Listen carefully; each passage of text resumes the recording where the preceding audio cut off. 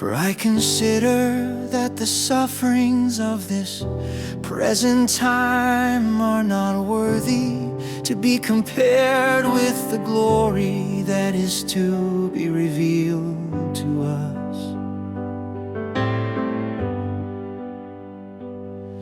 For the anxious longing of the creation waits eagerly for the revealing of the sons of God.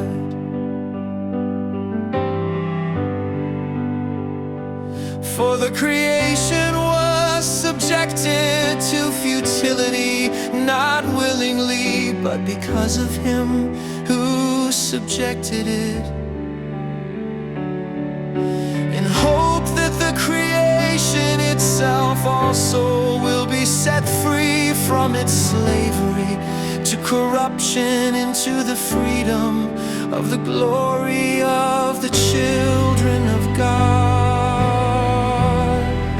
The glory of the children of God. For we know that the whole creation groans and suffers the pains of childbirth together until now.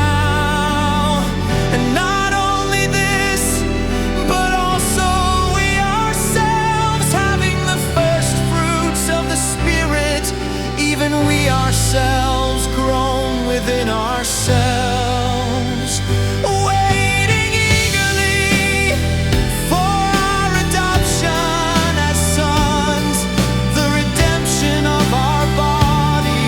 For in hope we have been saved, but hope that is seen is not hope.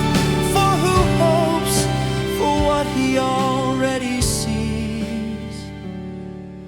But if we hope for what we do not see, with perseverance we wait eagerly for it.